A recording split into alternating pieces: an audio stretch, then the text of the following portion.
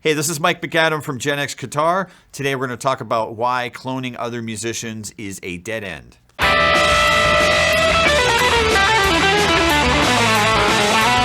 Okay, so when I first started playing guitar in the late 80s, it was kind of the era of the super guitar hero shredder. It was probably the apex of that. And you had people, in my opinion, that were primarily coming from two areas. You had the Yngwie Malmsteen type clones, and you had the Van Halen type clones.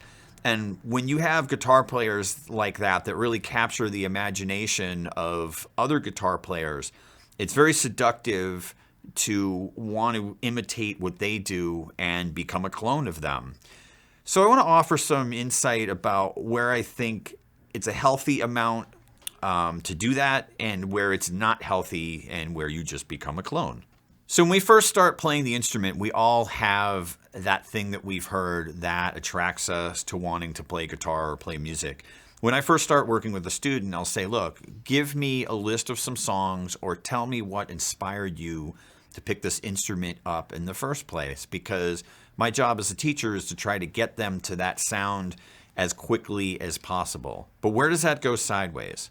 You know, the next stage of that is you wind up having a situation where you learn all this guitar player's licks, you start buying all the gear they use, you start dressing like that person, you start imitating all their stage moves, you do all this type of stuff.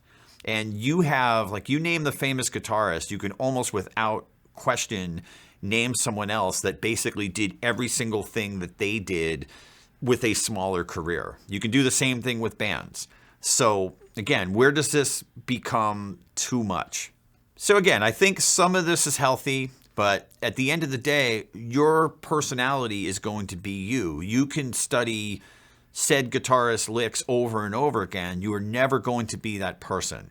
So one of the things I recommend is maybe just take what is the thing that is attracting you to that player's style.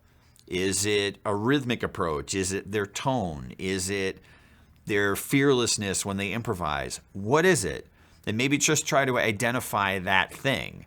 You'll have this with several other guitarists. Just try to identify what they do. They might just have a way that they vibrato a note, a way that they bend strings, their overall packaging of what they do, and just try to grab that thing and use it in your own playing, because like I said, it's going to sound like you when you're finished anyway. I think one way to get away from this is to listen to other instruments and their approach as to how they're going to play certain notes, how they're going to vibrato certain notes is something that you can add to your guitar playing. I think, example, like a guy like Jeff Beck, to me, didn't listen to a ton of other guitar players per se, because he seemed to be drawing influences from vocals and different Eastern instruments and different things that he was pulling into his own unique guitar style. The other thing I would recommend doing is spend time away from the instrument, and it's almost like a creative visualization exercise. Like when you play a certain note, what type of vibrato is it going to have on it? Is it going to be bent? What's the speed of the bend? What's the depth of the bend? You know, the idea of you're not having the guitar play you, you're playing the guitar. So you want to try to, even on a small scale, have mastery over these things and try to conceive what's coming out of the guitar before you play it, rather than just doing run-off licks of another guitarist. To that point, contradicting what I just said, sometimes when I play, I will lean into a certain influence on purpose. It's kind of like an homage to a certain player or to a certain style. And I think that's cool, but you just don't want to overdo it, in my opinion. To some degree, it becomes a musical game when you do this, because you are drawing from other things, or you're drawing from something that's familiar that's going to work for that particular song or that particular situation that you're in. So in summary, here's some ideas I would recommend. Listen to other styles of music. Try to think of ideas more than specific guitar licks, and take those ideas and try to turn them into something else. One guitar player that I wanted to mention, like Eric Johnson, there are moments where he definitely sounds like Hendrix, for example, but he doesn't sound like Hendrix for too long. You could hear the influence, but it's still in a musical soup of other things with his fingerprints on it. Another thing you can do is listen to some of the players your favorite players were influenced by and go back deeper and see if you can pull other ideas out of those players. It's amazing, some of the things that we think are cutting edge or modern aren't.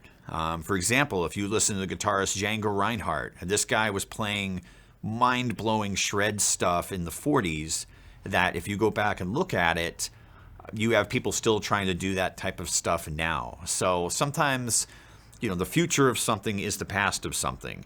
Going back and looking at some of these players or some of these ideas are things that you can modernize or change up a little bit and put in your own guitar playing. No matter how much you like a certain player, who you are as a person is going to influence how you play your instrument, your lifestyle choices, your risk aversion, are you a reckless person? Are you a conservative person? All of that's going to come out in your guitar playing. So you may like an element of what someone does, but the truth is going to come out in your fingers when you play your instrument. So keep some of that in mind as well. So we're not going to mention any names here, but do you know any guitarists that have basically made a career cloning someone else? That's what the comments section is for. So let's flame these people. Let's call them out publicly. Let's shame them, as we always do on this channel. And when I'm not busy shaming myself, we're asking you to subscribe and check out more of this content if you enjoyed it. So in the meantime, we will continue to make videos. I'll see you in the next one. Thanks for watching Gen X Guitar.